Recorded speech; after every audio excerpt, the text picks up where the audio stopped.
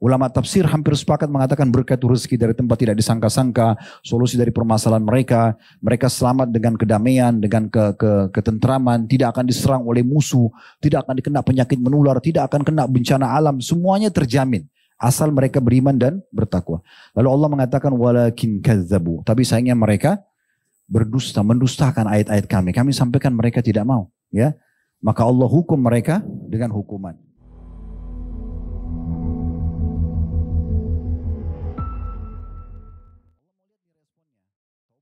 Ibnu Qayyim rahimahullah menyebutkan dalam kitab Ad-Dawa wad-Dawa beliau. Seingat saya di halaman 46 dari buku terjemahan beliau. Ini tentang masalah khusus satu buku tebal berisikan ratusan lembar, ratusan halaman, isinya hanya membahas tentang dosa dan efeknya. Dan di antara yang beliau singgung adalah masalah gempa. Pernah ada dua orang datang, dalam riwayat dikatakan kepada Ummu Amin Aisyah radhiyallahu anha. Kemudian keduanya bertanya mengatakan, apa yang Anda ketahui dari Rasulullah SAW berhubungan dengan masalah info gempa? Khusus itu ditanya. Maka jawaban Aisyah radhiyallahu anha, ini jawaban Aisyah bukan dari saya. Ibu semua orang-orang beriman dan ini diangkat oleh para ulama sebagai rujukan. Ya. Maka beliau mengatakan, kalau seandainya orang-orang sudah menghalalkan zina, menghalalkan perjudian, menghalalkan alat-alat musik, terjadilah segala macam pelanggaran di tengah-tengah mereka, maka Allah yang ada di atas langit sana marah, cemburu kepada hamba-hambanya. Kenapa mereka justru melakukan pelanggaran-pelanggaran tersebut?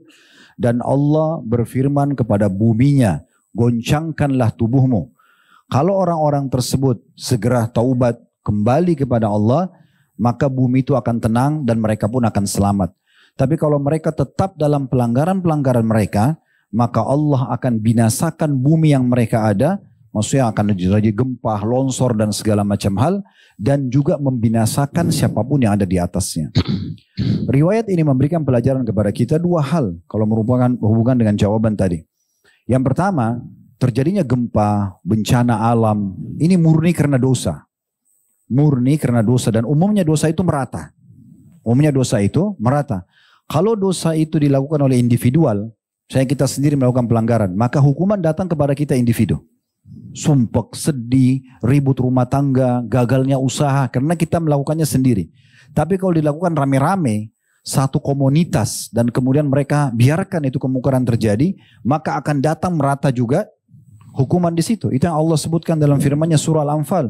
Wattaqu fitnatan la tusibanna alladhina zalamu minkum khassah. Al-ayah, yang artinya hati-hati kalian dari fitnah, hukuman, siksaan yang tidak datang kepada orang-orang pelanggar saja di antara kalian.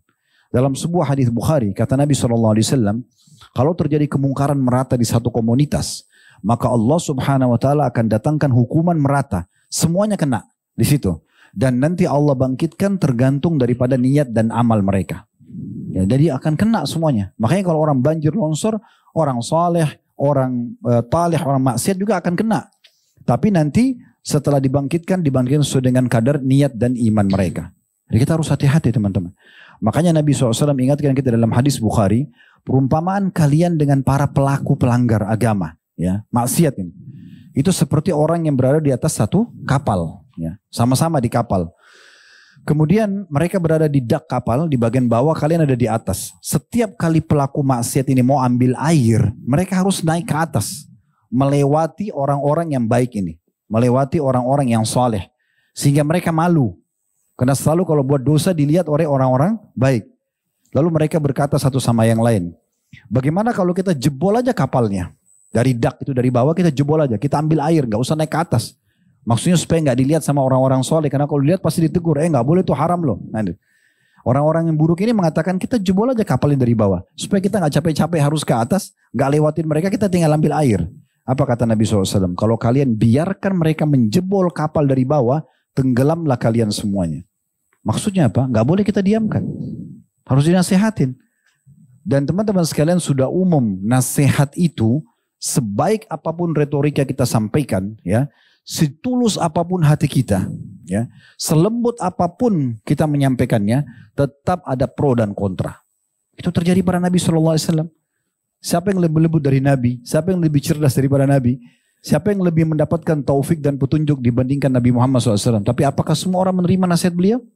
Pamannya sendiri Abu Lahab gak mau masuk Islam. Bahkan membencinya, gitu kan?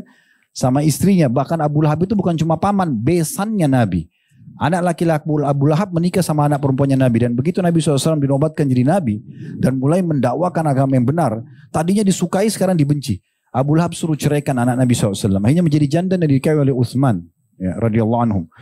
Jadi seperti itu keadaannya. Tapi ada juga figur-figur yang lain seperti Abu Bakar, Umar yang menerima dakwah tersebut. Ini sudah umum. Jadi tugas kita menyampaikan dan tidak boleh kita diam. Ya, hal seperti ini harus diingatkan. Memang ini kemaksiatan kepada Allah Subhanahu wa taala yang merata, gitu ya. Dan kita bukan berarti mengatakan, oh kalau gitu Anda menuduh masyarakat Indonesia bermaksiat. Bukan. Karena kadang-kadang orang-orang ini banyak memelintir, ya. Diputar balik. Kita sedang menyampaikan sesuatu yang baik, tapi yang dia cari bukan positifnya, tapi negatifnya. Ini pasti orang ini harus dicari celahnya. Mungkin nanti anti negara nih. Ya. Ya, selalu gelar itu anti NKRI lah, garis keras lah, dan segala macam yang tidak masuk akal gitu ya. Padahal kita sedang mengingatkan ini bahaya. Seperti Nabi tadi bilang, kalau orang berbuat zina semaunya, orang berjudi semaunya, orang berbuat maksiat semuanya, lalu kita biarkan, ini berbahaya sekali. Karena bukan cuma mereka yang dihukum, kita pun akan kena hukuman, gitu kan? Dalam riwayat Bukhari, ini sering kita sampaikan riwayatnya, bagaimana Nabi SAW mengatakan suatu hari pernah Allah mengutus Jibril alaihissalam mendatangi satu negeri untuk membinasakannya. Lalu pada saat tiba di sana, Jibril alaihissalam menemukan ada satu orang saja. Orang ini sangat soleh. Lalu diberi kembali kepada Allah dan mengatakan, ya Allah sungguhnya ada hambamu fulan di situ. Apa kata Allah SWT dalam hadis Bukhari? Anda bisa cari hadis ini ya.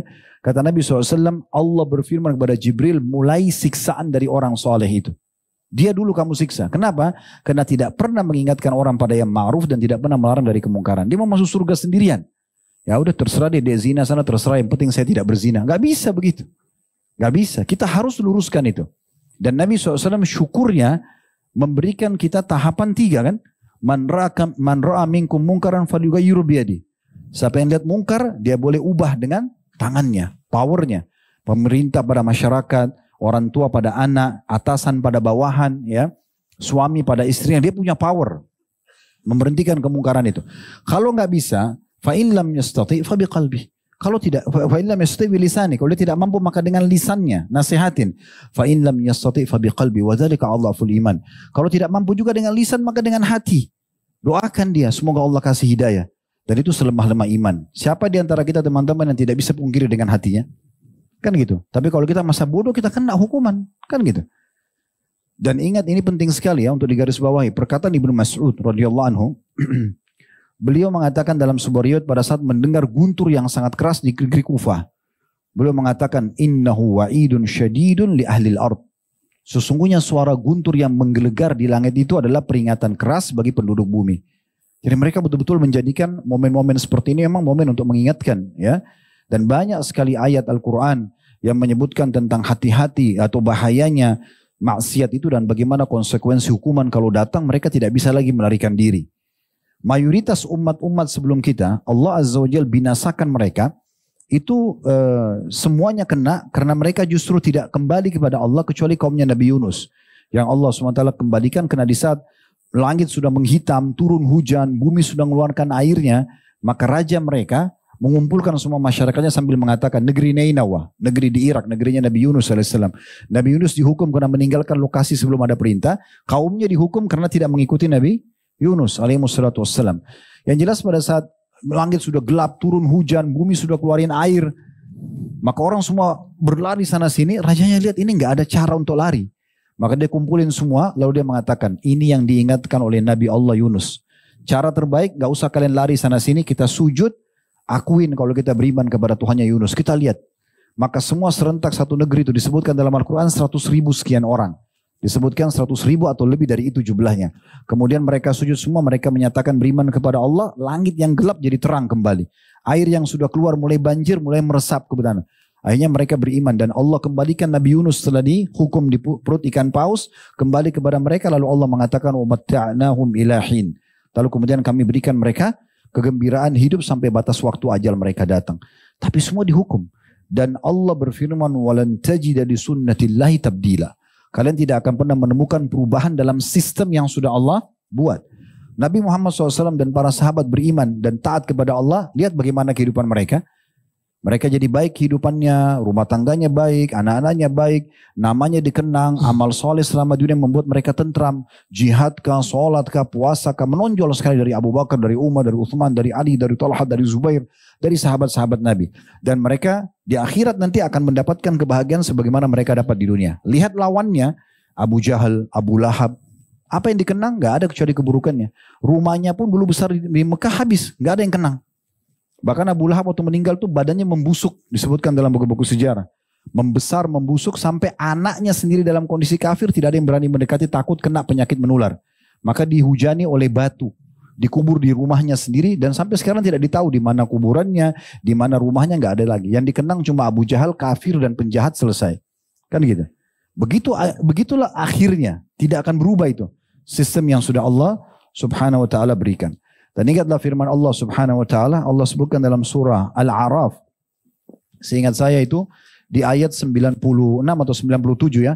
Walau anna ahlal qura, 96-nya, walau anna ahlal qura amanu wattaqaw la fatahna 'alaihim barakatin minas sama' wal ard. Kalau seandainya satu penduduk negeri itu beriman dan bertakwa. Ini jaminan dari Allah dari 1400 tahun yang lalu. Mereka beriman, yakin Tuhan Allah dan mereka bertakwa, patuh. Apa yang Allah perintahkan dikerjakan, apa yang dilarang dijauhi secara serentak. Maka kami akan bukakan pintu-pintu berkah dari langit dan bumi. Ulama tafsir hampir sepakat mengatakan berkah itu rezeki dari tempat tidak disangka-sangka, solusi dari permasalahan mereka, mereka selamat dengan kedamaian, dengan ketentraman, tidak akan diserang oleh musuh, tidak akan dikena penyakit menular, tidak akan kena bencana alam, semuanya terjamin. Asal mereka beriman dan bertakwa. Lalu Allah mengatakan walakin kazzabu, tapi sayangnya mereka berdusta, mendustakan ayat-ayat kami. Kami sampaikan mereka tidak mau, ya. Maka Allah hukum mereka dengan hukuman. Jadi masih ada solusi. Ini bisa saja peringatan dari Allah. Hati-hati loh, gempa mau datang. Allah mau lihat nih responnya. Taubat gak ini? Dari kesalahan-kesalahannya. Mulai dari pemimpin sampai ke masyarakatnya. Dan tidak harus kita secara detail mengetahui pelanggaran kita apa. Tapi kalau sudah ada peringatan seperti ini, kita tinggal taubat kepada Allah SWT. Itu yang Nabi SAW ingatkan para sahabat gitu kan. Istighfar dan taubatlah. Sebagaimana di dalam musannafnya Abu Hanifah rahimahullah, ada pernah seorang sahabat mengatakan, ya Rasulullah, orang-orang pada diberikan keturunan sementara saya sendiri belum. Maka apa yang saya harus lakukan? Kata Nabi SAW, mana kamu dari dua hal yang dengannya kau akan diberikan rezeki oleh Allah? Mana kamu dari istighfar dan mana kamu dari sedekah? Yang dengannya kau akan diberikan rezeki oleh Allah Subhanahu Wa Taala. Artinya bertaubat dan kembali kepada Allah Subhanahu Wa Taala. Jadi kalau ditanyakan kira-kira ada dua khusus gak? Kalau saya sih taubat, istighfar dan taubat memperbanyak, dan itu serentak. Seluruh kita melakukan itu, maka insya Allah kaumnya Nabi Yunus saja kafir beriman lalu dikasih, apalagi kita sudah beriman kepada Allah Subhanahu Wa Taala. Bukan mustahil tidak terjadi semua itu.